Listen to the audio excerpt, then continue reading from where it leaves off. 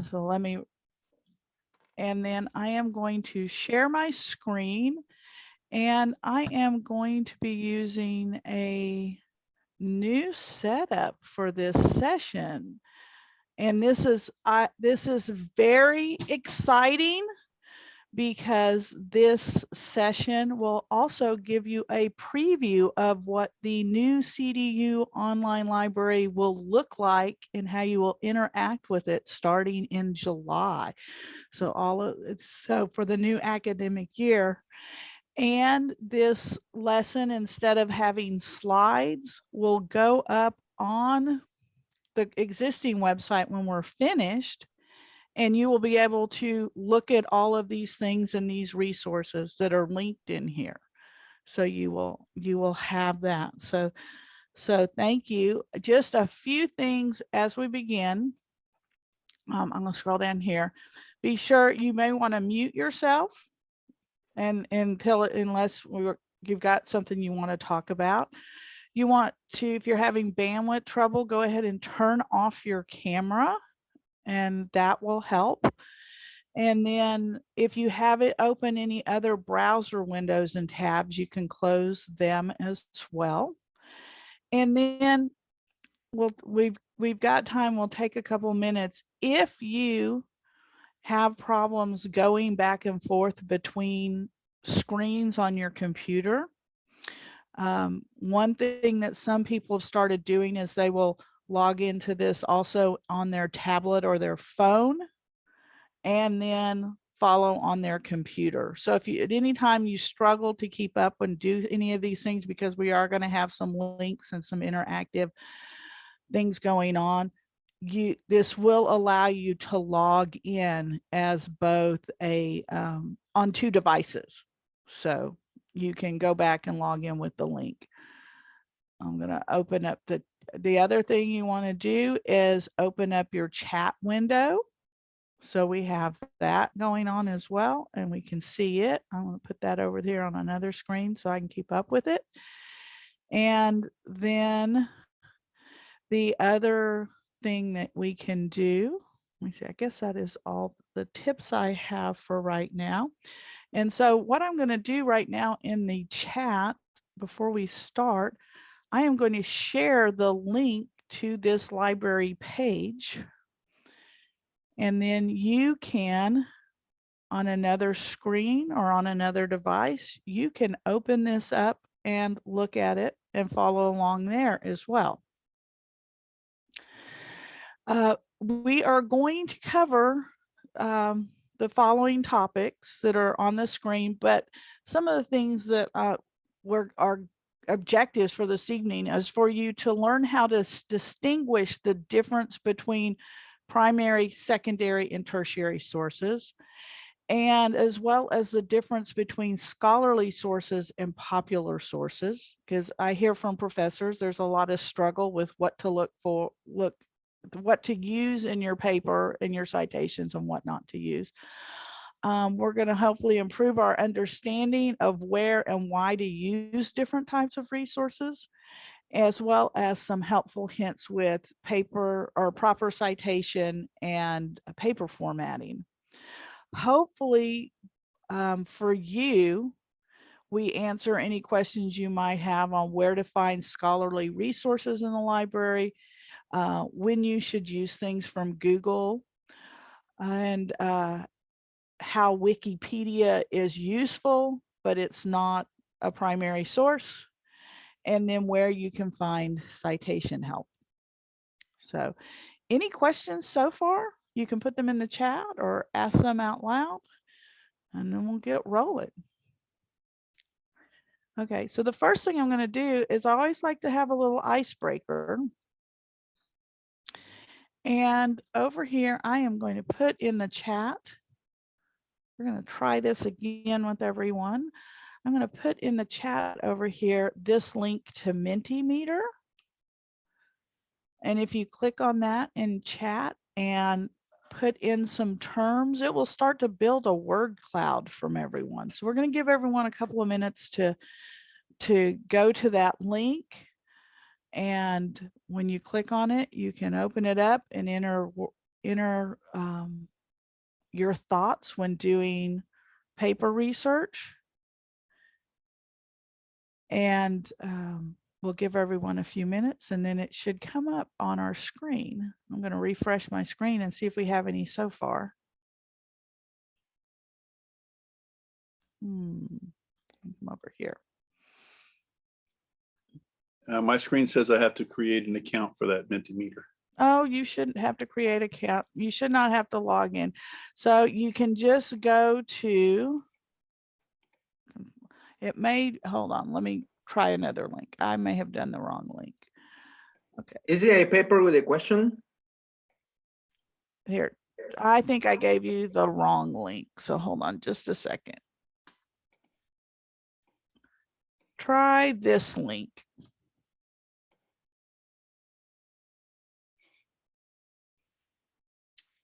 Okay, let's see.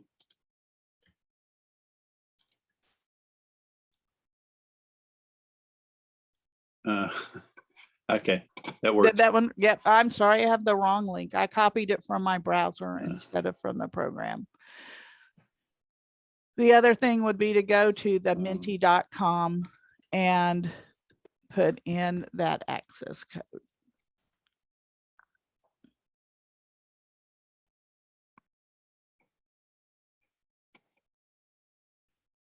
Alex, you asked a question about paper. Yeah, I was just commenting. Oh, and that says it says the voting is closed. Close, yeah. You know what? I just came out of a conference and everybody talks about how great this resource is, but this is my third time to use it in a presentation and it never works for me. So maybe you can just go into the chat and tell me what you think. What are words you think of? And then I'll have it recorded in the chat and I'll make a word cloud and share it with you later. Where there's a challenge, deep dive. Okay. Yeah, now it's telling me it's closed here as well. So Mentimeter does not love me. Okay, ask questions, reading. All right, those are some. So that is good because that's probably not always what I would think about when I have research, when I think about students doing research. So that is good. It's good for me to know the difference in how I think about research and how you think about research. Now, Theodore speaking my language, finding source material, rabbit holes, yes, possible all-nighter. Yeah, those are great. And I feel those. I've been there, done that. So, okay, so I'm going to try another tool and see if I have any better luck. So, copy to clipboard. I'm going to ask you to go here. And before we talk about scholarly versus web resources, we're going to see if we have a little more luck with this. And I'm going to show you what hopefully you are seeing. Hold on, let me close this.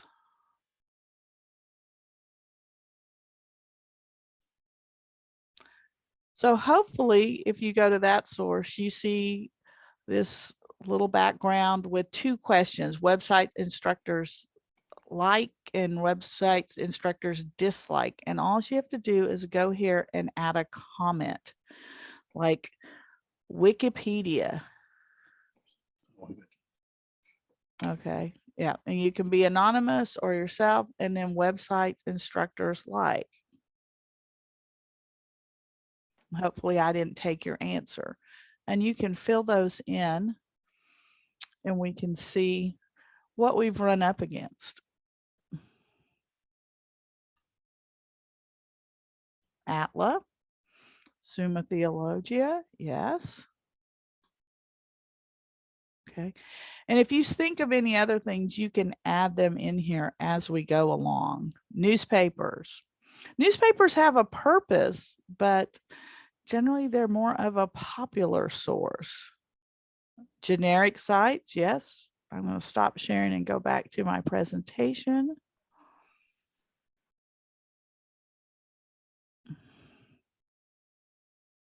All right, Twitter, blogs. Okay. All right, good work. Okay, so let's talk about the differences between scholarly and popular sources.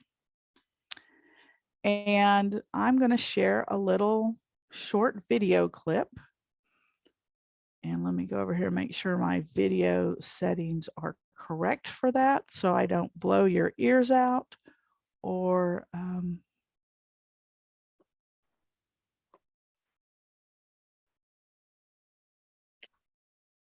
don't think that's the right one. I'm going to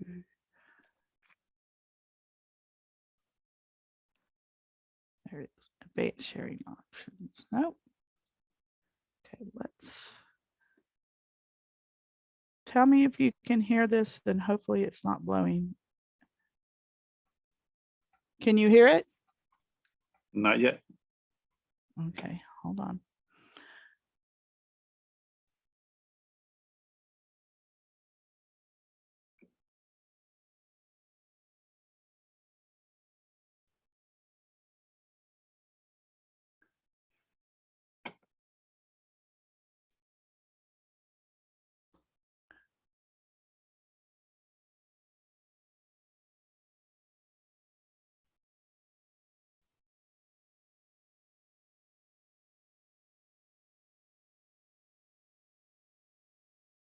Oh, I thought it was in there.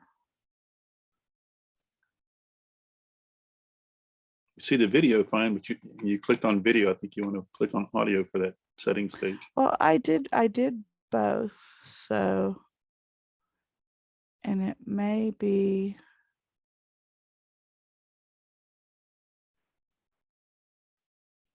Oh, I missed something in this.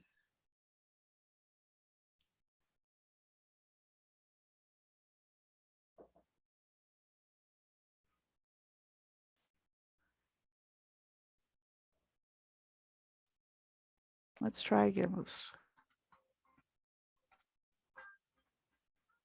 Still nothing? Still nothing. I hear a little tiny bit. You hear a little tiny bit? Okay.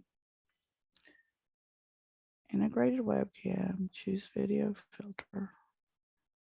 Nope, You could copy the URL into that's a good idea. browser and then share your screen with sound. Oh, good idea.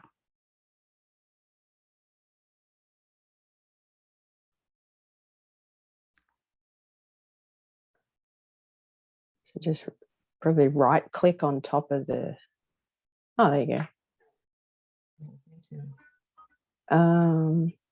Do you hear have it? to share the screen. So you go back to Zoom and then down the bottom, share screen in green. So next to chat.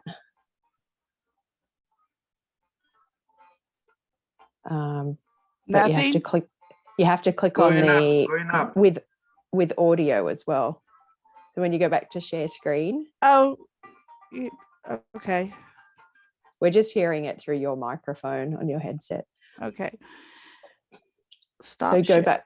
Yeah, so go share screen, and then down in the corner of whatever pop-up box comes up, there's a little box that you can check, and it says with audio or something. Oh, share sound. There's where I missed it.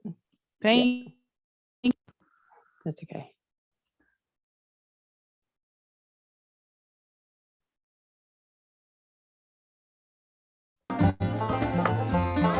There you go. Okay, I'm going to back it up here.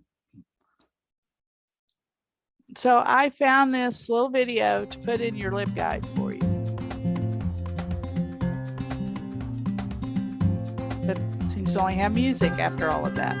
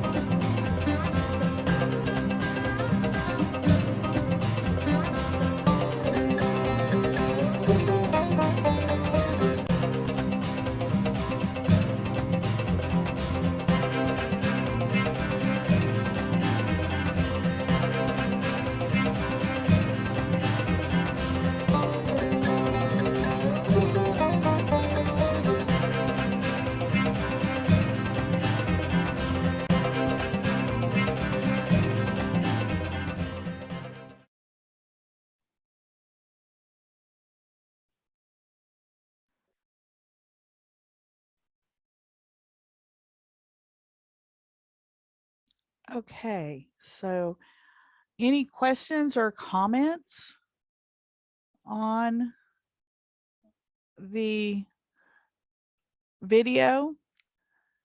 Because I thought it was interesting to look at the difference of sources, and a lot of times I discover that students don't know what's in the library, and therefore they don't, and sometimes they really don't know that the library exists and what those sources are. And so they go into the internet and they search popular sources like Wikipedia, seems to be really popular, and they find out that their professor doesn't agree that that's a proper source. And so you can see the difference. Your scholarly articles are written for study, for students, for other professionals and experts in the field. They have lots of citations. And one thing to understand, that when you're trying to get a broad overview of a source, and some people automatically go to Wikipedia, that can be useful, but not for what's in the article. It's for what is in the citations for the article. So if I go to Wikipedia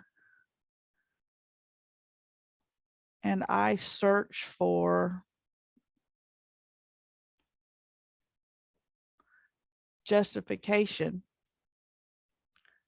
it's going to come up. And so let's say I want to look for justification in theology. It may give me a broad overview, but this is not what I want to quote in my paper. This is what I want to use to try to broaden my understanding. And then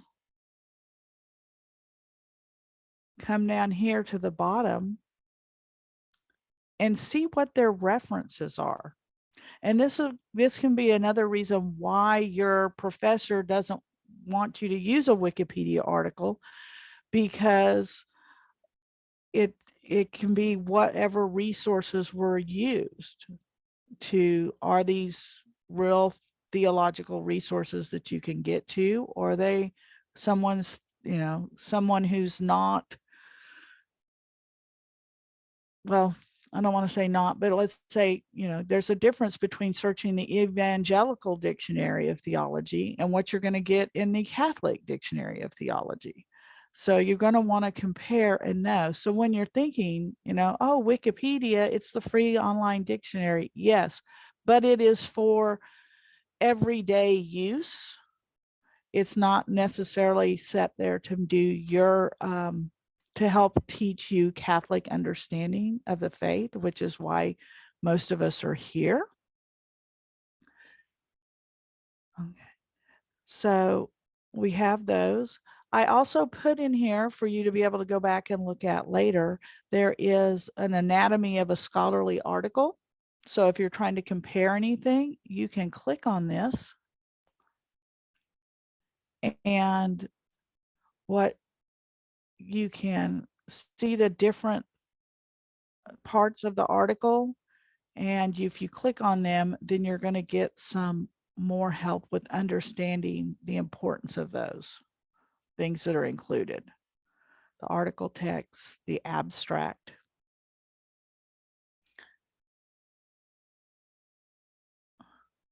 Okay. Also in this guide, I started some reputable non-scholarly sources. Is there a question before you go on? Sure. I think Rebecca has her hand up. Oh, She's too polite.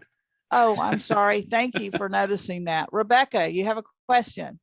Yeah, so I was just wondering, so sometimes, my instinct, like first thing I do is I go online and just look up and just see what the general answers are. So what if I look up something and it just gives me a general idea, or like summarizes something, and then I look into a book and read more into it, but like that, the online like website influences my thought? Like, would I have to cite it? Like, I'm not gonna like quote directly from it, but it still influenced. I'm going to show you where to look for the same information, but instead of it being a popular source, that when you're looking on Google, when you're using Google or Bing or Duck, those are going to give you results based on popularity. And religion is not always about popularity. And so it's going to bring, those algorithms are completely different than if you're going to search through a scholarly database. And so I'm going to show you in a minute when we talk about primary, tertiary, and secondary sources, I'm going to show you some different sources that you can use to get that same information, but from a scholarly source. Okay. So you know it's you're just- being, so you know you're being influenced by something that is more academically sound. Does that make Mhm. sense? Yeah, well, I was just wondering because like sometimes like you would read a book, but like let's say there's like a summary or something online, just like just to see how like certain conclusions people get to. And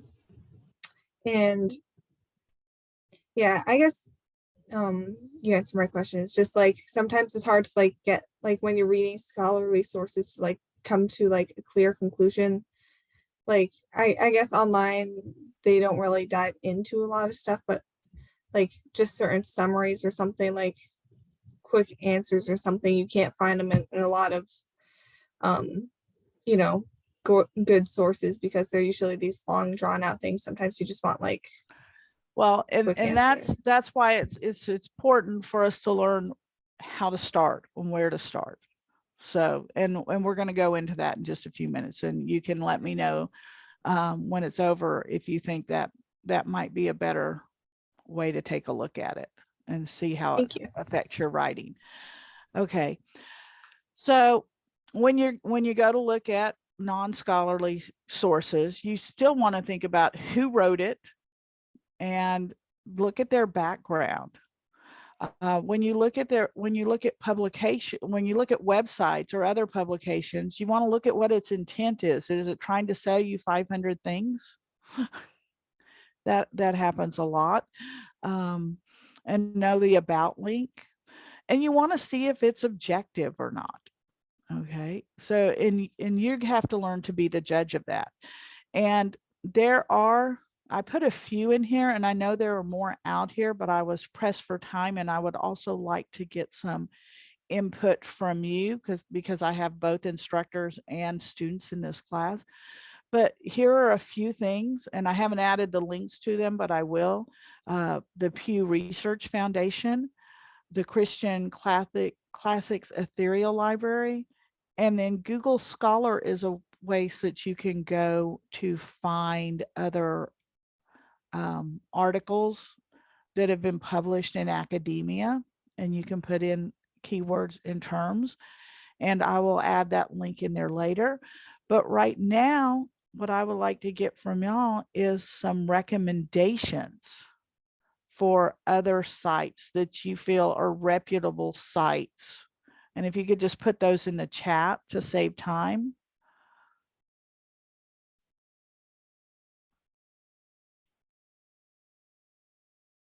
So what sources do you go to that you feel are reputable that are not in the CDU library? That's a tough one to come up with anything for me. I generally just do a internet search and then do exactly what you said, is look through each one of them. And as far as Okay. having one in my back pocket, I couldn't say. All right. Anybody else? Dr. Thorell or Dr. Wood, do you have any? Some scholars actually have their own websites, and Okay. they will list their own publications there, like Edward Fesser. He's a philosopher. He has his own website. Off the top of my head, I can't remember what that is, but you could probably Google it and find it fairly Okay. easily. How does he spell his last name? FESSCR. Okay. Yes. Another one I hadn't added in there was the Stanford Actually, it's only one S. Okay. Stanford has a philosophy encyclopedia, the Catholic Encyclopedia. And see, students at CDU have used the Catholic Encyclopedia, which is also newadvent.org, for a long time. And one thing that I keep trying to get the understanding across, that is the 1914 version of the Catholic Encyclopedia that's now in the public domain. And we have access to, through the library, the new version, which has all the updates as well. That's more recent, so it's more updated. It's also easier to search. You can get your citation help. You can get your what am I thinking? Yep, Nova and Vetera and the Thomas journals. Both two of those are on my wish list for the library's upcoming budget year. So Fathers of the Church document, yes, those are the places to go and look for those as we try to add those to our databases. So thank you for that. Okay, so when you go to search for articles or sources to use, there are actually 3 different types of sources to look for. You have primary sources, which are your direct evidence of like a person's life, an event in history, a time period. Okay, so you have those examples of excuse me, some of examples are the Summa Theologica, the Dead Sea Scrolls, writings of saints, all your apostolic constitutions, papal encyclicals, or other papal documents, preserved documents from the council. And we have a lot of those sources now in the library because we're currently adding those. I'm adding as many as I can as fast. Oh, Dr. Wood, thank you for those. Those are great ones. So some of the new things that we have in our library that are, and these links will take you right there, the Vatican website, and that's the one I'm going to start with. The Vatican website can be kind of hard to search, and so we have a third-party filter for searching it called Papal Encyclicals Online. It's a free internet resource, but it's great. It's won all kinds of library awards because it makes it much easier to search. You can search by council, you can search by document, you can search by pope. And the nice thing is when you go and I click here, like if I want the Vatican II council documents, I can click here and I get the list of them. And when I pick the one I like Sacrosanctum Concilium, which they have spelled, it takes me to the English version on the Vatican website. And so this source can be a lot quicker to search.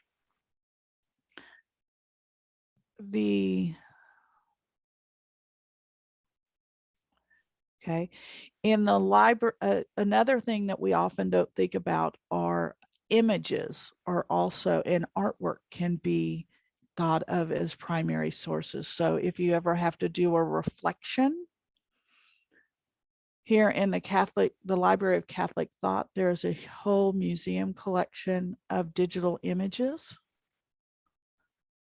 that you can search for and see those things in history. Or those, whoops. Sorry, we don't have that collection. So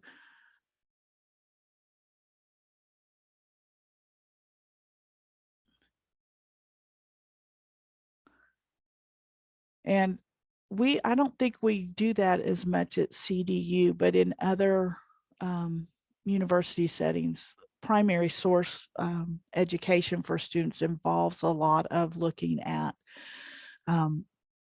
artwork, both 2-dimensional and 3-dimensional. We currently have Barth. This is one that was just added to our collections through Theology and Religion Online, Karl Barth's Dogmatics, the T&T Clark Theology Library, and all of these currently now link through and to the actual source in our library. And also, if you didn't read your announcement, theological ebook lending through ATLA now does not require a separate login. When you go to look up a theological ebook, you will still have to log in, but all you do is you tell it that you're with Catholic Distance University, and instead of having to remember a new login, you can log in with your Populi, or Populi, however you say it, login.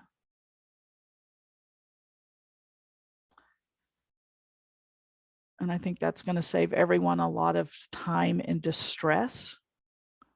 And so here we have lots of primary sources, as well as tertiary sources. So when you're looking for a book and you need help, if it's a monograph and someone's original writing, then it's a primary source. If it's a commentary, it's going to be what we call a secondary source. And over here we have examples of secondary sources. Secondary sources are what are going to analyze, assess, and interpret a primary source from it, or a historical event, era, phenomenon, or person. They don't offer any new evidence. And now we have these links where we can quickly get to some of our secondary sources. We have the Anchor Yell Bible commentaries. We have biblical commentaries in the ATLA ebook lending program, which I just showed you. The ATLA Religion Database, where you get journal articles. We have the Jerome Biblical Commentary now. And then here in the Library of Catholic Thought, we have these ebooks.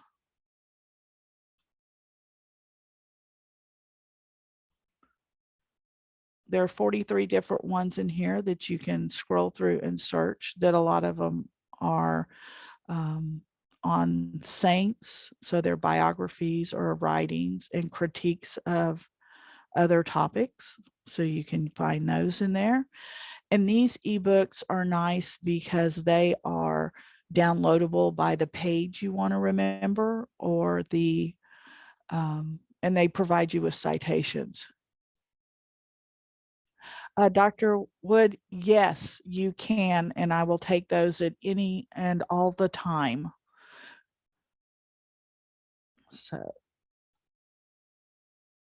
So there's some quick links to some secondary sources, and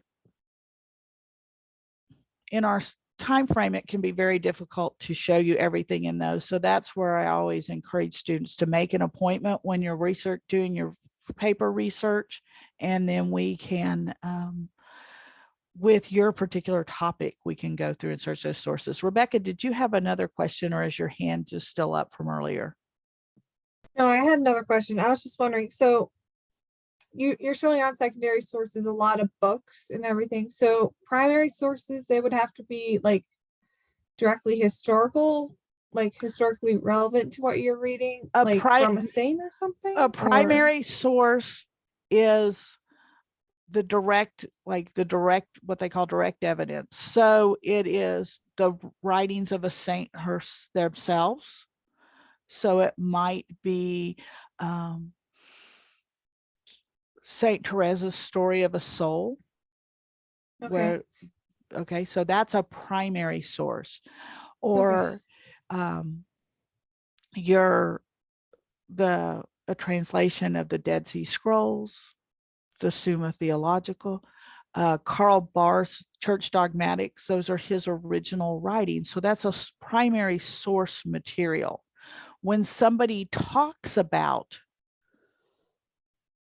biblical or scriptural interpretation or gives their opinion about St. Teresa's writing, or compares the Dead Sea Scrolls to other works, that is a secondary source. Okay, that so make- I'm in a class where we're reading like Dante and we have to write about it. So would like Dante's Inferno be like primary source? It's the primary source. Okay. And then when you read literary criticism about it, that's a secondary source. Okay, thank you. Okay.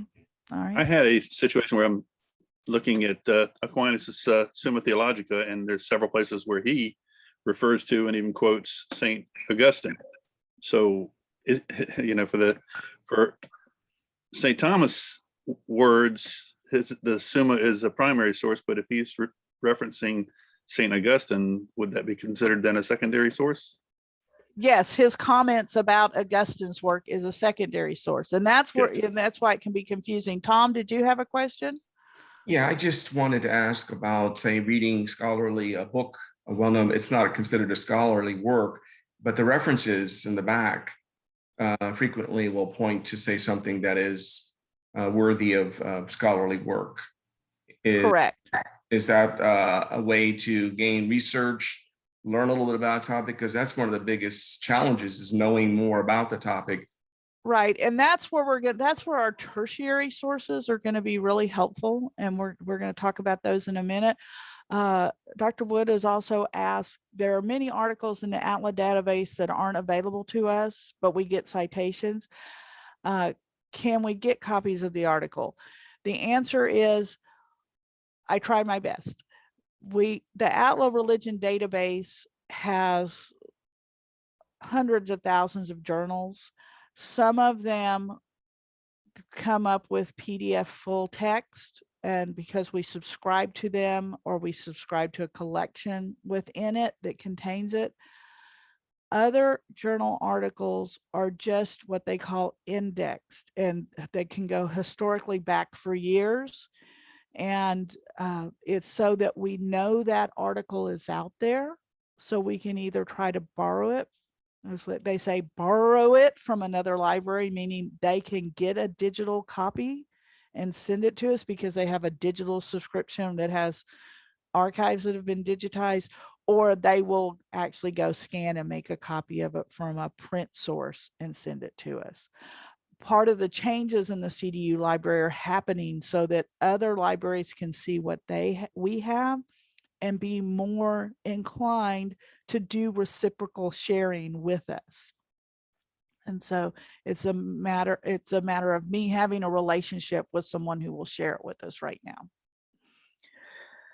Okay, so our next thing are our tertiary sources.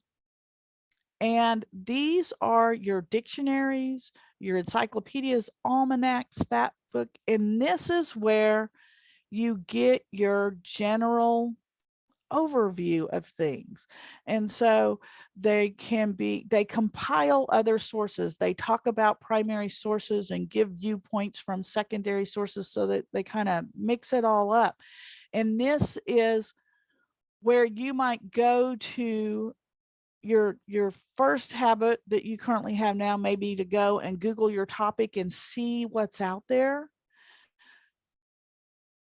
As your librarian, I am going to recommend that you start with a tertiary source to get that broad overview. And the one that we use most is the New Catholic Encyclopedia.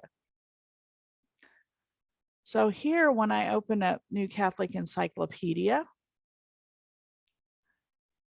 oh, it's the first, bear with me just a minute. It's the first time I opened it from this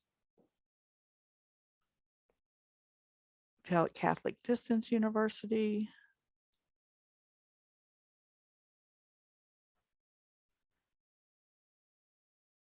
Sorry, they still haven't set all their, that publisher still hasn't set all its new settings for our new system. So, but this is what you should see, and this is what you will see when you click on the New Catholic Encyclopedia in the CDU library. And what you can go up here, do is just go up here in the search and type justification. And let's go Christian theology.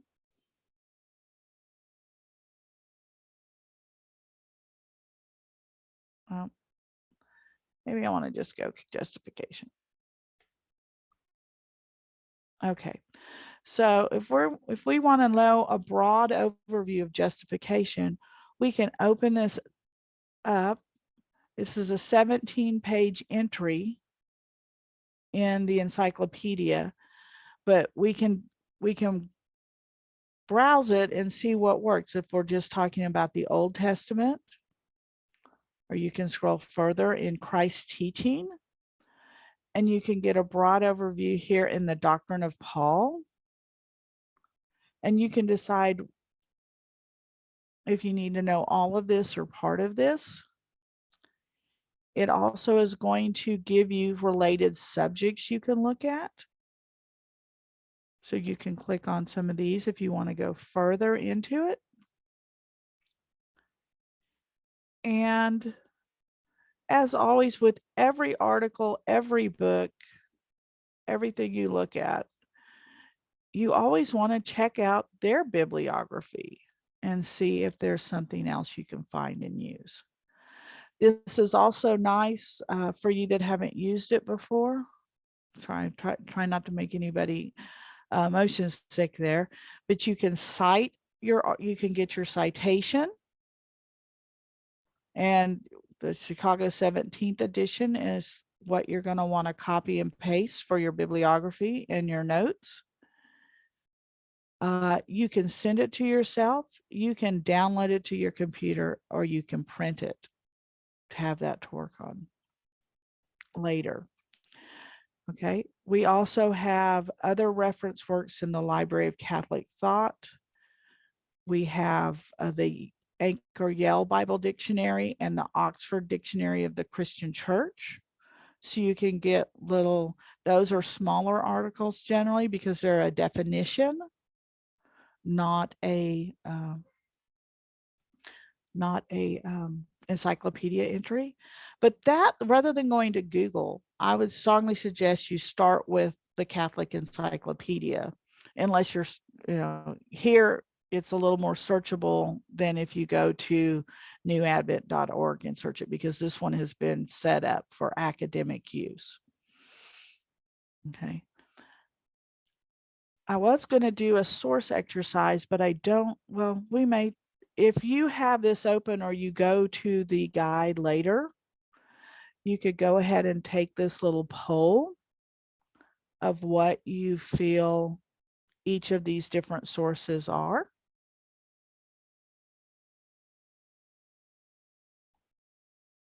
But I want to be sure that I get to putting our sources to work, because that's what happens to us. We find all these sources. We've checked off our checklist. I have my primary source. I have two tertiary or two secondary sources. I've used a tertiary source to get a broad overview, but what do I do with that now when I go to write? And so one of the things, I've got this little acronym here, BEAM, for how to think about those articles. So you have things that give you context, you provide you facts and present authoritative information. Those are your third party tertiary sources. And so when you're writing, you use those sources to give background information about your topic and what you're talking about. And then from there, you want to be able to do things to analyze your primary text, analyze or interpret scripture, and provide evidence. So those are your primary sources that you're going to talk about them. They're going to give them as your exhibit.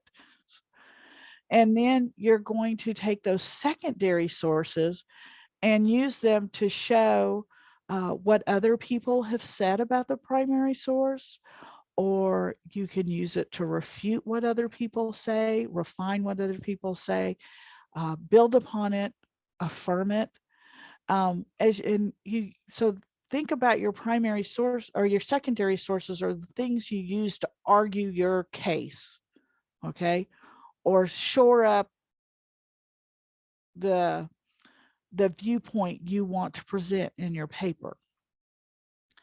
And then Also, you want to think about your method, okay? So sometimes you have to provide terminology and concepts or explain how you will organize or integrate and analyze your things. So you're in your paper, and you're looking at those sources, you will read and you will notice that scholars write about this is how I compared these subjects, or this is how I integrate this thinking into my writing. And a lot of times they will tell you exactly what they meant to do. And that's a good thing for students to learn to do in their writing, to explain to the reader why they used the sources they did, how they pulled them together and made them connect.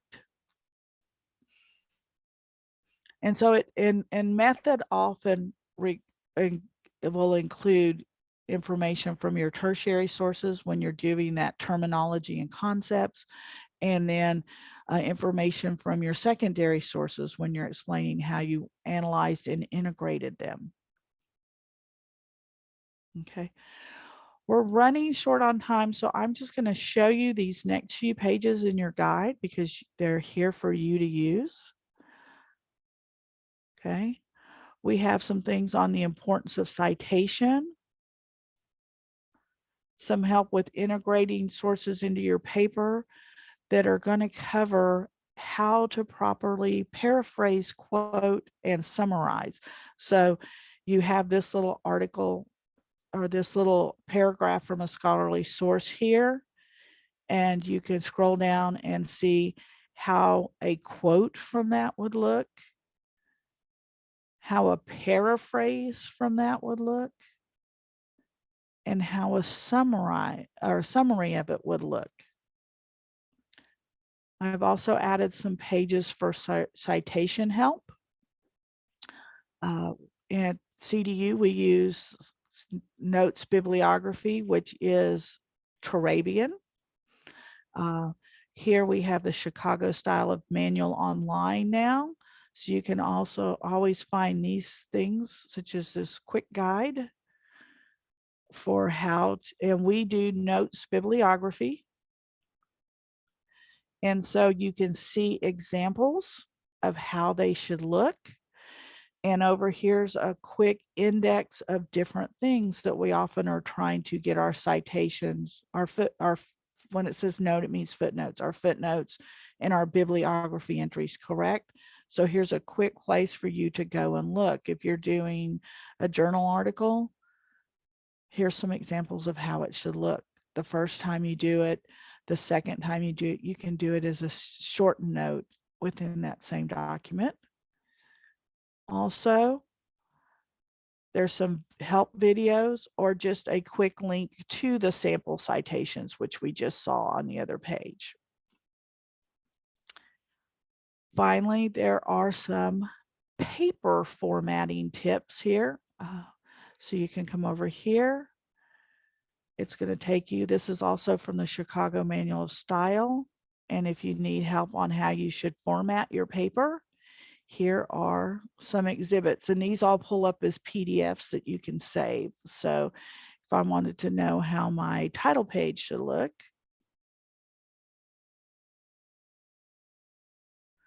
there's an exhibit of what your title page should look like. The other thing back here in Citation Help, with theological sources, the Bible, the Catechism, Church Document, and the Summa, generally we do in-text citations for those. And I have over here in this tab, their bibliography and reference list, how it should look. And so all you have to do is click on a link. Let me do this one. And it's going to take you, right now it's going to take you back to the existing library page on how it looks. But this guide you can take with you and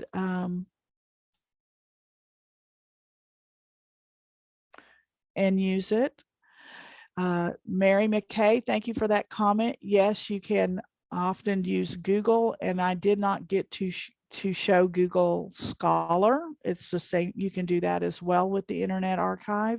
So that is another place to find articles that you may not have. We may not have PDF full text to in the Out Religion database. And a lot of times when I find those, I thank you, Dr. Wood. Have a good meeting.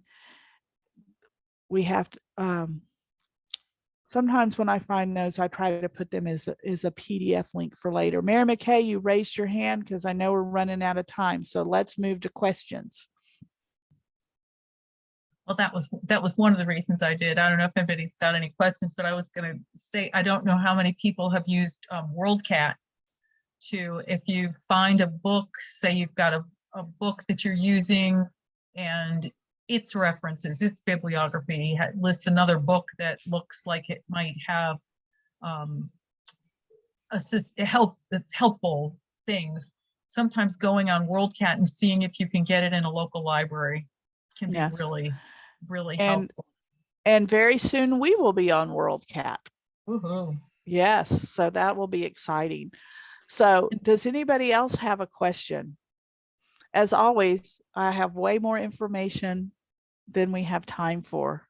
So one thing you can do is over here on the first page, here's where you can email me questions. You can set up an appointment to meet with me, or you can chat with me on Pronto. If it's between the hours of 7 a.m. and 9 p.m. Central Standard Time, I will generally respond immediately. So that is helpful.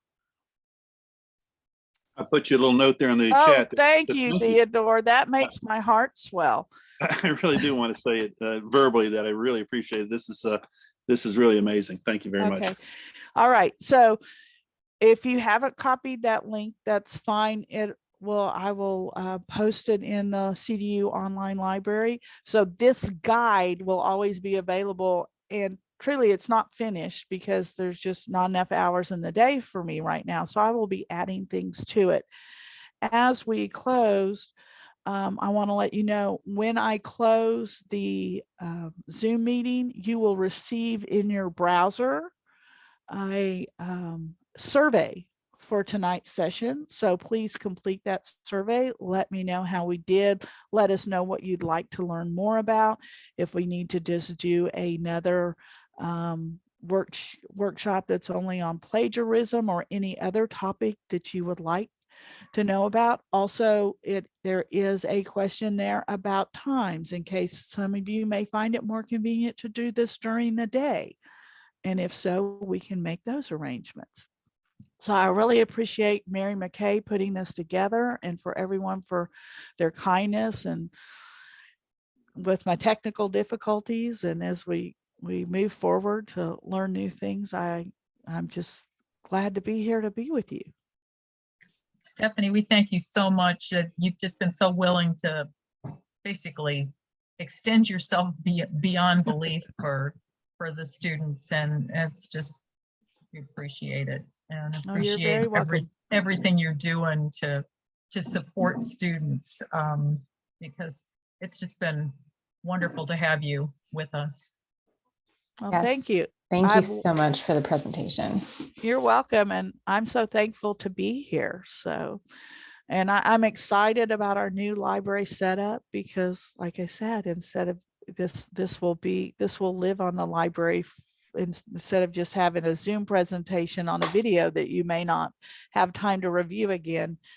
You can go to this handy dandy guide and find all this information. That's wonderful. I'll definitely let my students know. Okay, great. All right. Well, unless anybody else has any questions, we're 1 minute over. So everybody's probably getting ready for bed. Thank you, Stephanie. Yeah, right. everyone have a Appreciate your great night. time. You Yeah, too. All take right. care, Don't everybody. don't Thank- forget to complete your survey. Thanks so much for All right. coming, everybody. Yes, Thank you. thank you. Thank you. Good evening. All right. Good evening. Bye-bye.